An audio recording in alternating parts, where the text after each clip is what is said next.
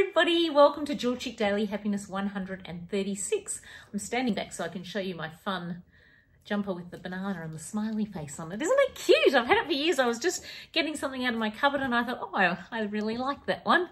Good to have clothes that make you feel happy and warm and cozy and snuggly. It's kind of a chilly day here today. We went for a big walk. My legs are sore from yoga, but guess what, everybody? I've got some great news. You know how I was doing the health retreat at home and trying to encourage you all to do it with me, and I got up and did yoga every day last week, all that sort of stuff, and duplicating the health retreat that I go to. I did my weigh-in this morning for the first week. Guess how much I lost? I lost 2.1 kilos, which is 4.3 pounds. I can't believe it. And my friend Katie, who is doing it with me in London, guess how much she lost? 4 or 5.6 kilos. Like, it's unbelievable. We're both so thrilled. It's just amazing. And I can't believe that I've actually been able to do it at home, and it wasn't that hard. It really wasn't. So I didn't drink grand final night, but I did have, Max made us some chocolate mousse. So I had a couple of tablespoons of that, which was good, probably more than 2, probably 3 actually, 3 big tablespoons. And that felt really nice. So it's not about missing out, my little plan. It's not anything specific either. If you want to follow on, it's not about me getting you to do it and making money or any of that sort of stuff. I'm just doing it, leading by example, showing you what I'm doing, giving you some options, and you could do it too. Like, it's quite amazing. I'm really thrilled. So I'm doing it for another week for sure. But I said to Paul, it's really interesting when you kind of get in that zone, which I'm not always in. Sometimes it's hard to get into that zone. It makes me feel like we should be doing this, 5 out of 7 days, eating like this, and then have a couple of days that you might go out or have a drink or whatever. But 5 of the 7 days, I can't see why I couldn't eat like that, because I was totally satisfied. And I've been eating breakfast, which I haven't done for a long time, and I think that's making a difference. And some of you might say, oh my God, no, you've got to do the fasting. You've got to do that. But Zoe, who is studying to be a naturopath, said to me that my body, to stabilize my blood sugar, she says my body is liking having a breakfast. All I'm having is 1 egg and a bit of pineapple or something like that, or half a papaya, that sort of thing.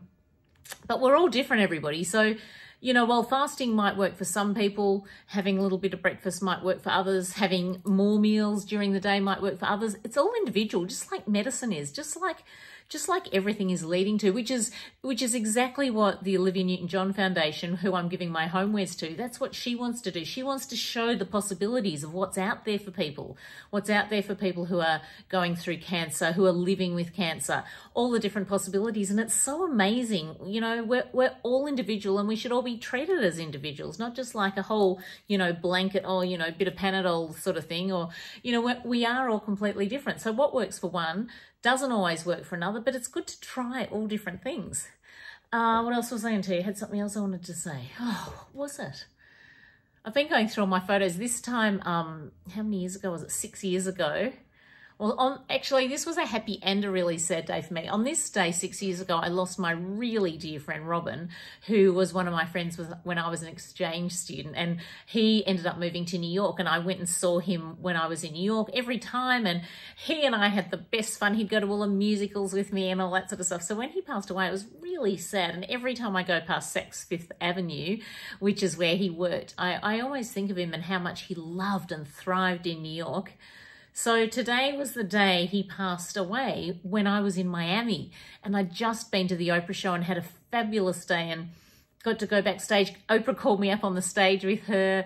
I got to see Gail and Elizabeth Gilbert and Rob Bell, and we had this fabulous day. I made a video of it. It's on YouTube, and I'm trying to get it so I can put it on my Instagram TV. I've just got to work out how I can convert that. I've got to work out all these technical things. I'm sure I'll work it out. So, yeah, it's fun looking back at your phone. I've never really, I occasionally look at my phone, but I've been sort of delving right in, and I found a few things I didn't even know I had on the phone. So that's kind of fun. Anyway, I hope you're having a great day. And I started my day with my podcast this morning.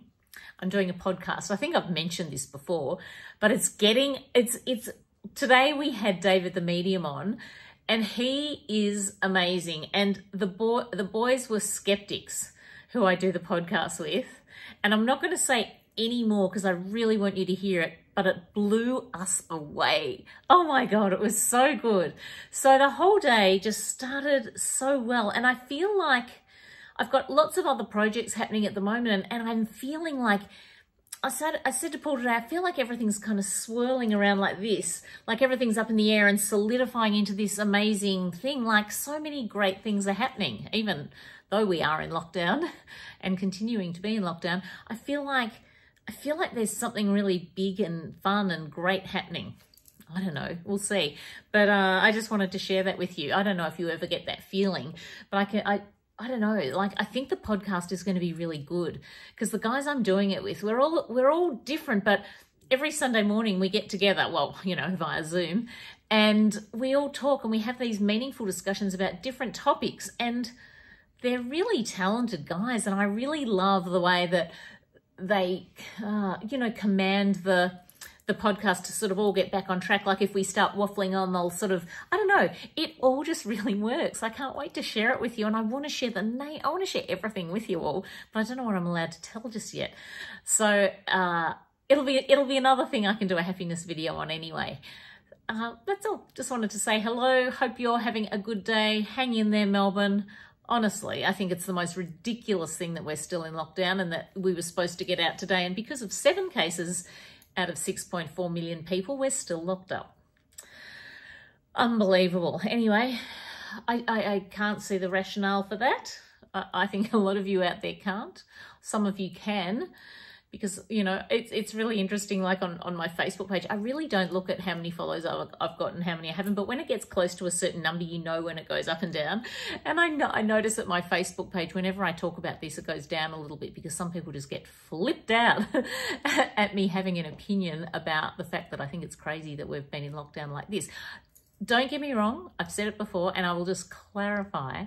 Yes, I do think some measures need to be taken, and some, certainly, you know, the elderly and the people who are vulnerable with cancers or lungs, all those sorts of people, absolutely, they so need to be taken care of, and they can do that. They can, you know, stay at home a little bit longer, they can wear masks, they can have protection, all that sort of stuff. But I don't think the whole 6.4 million people in Melbourne need to do that, really. Anyway, that's my 10 cents worth. I'll see you tomorrow night. Lots of love. Mwah. Bye, everybody.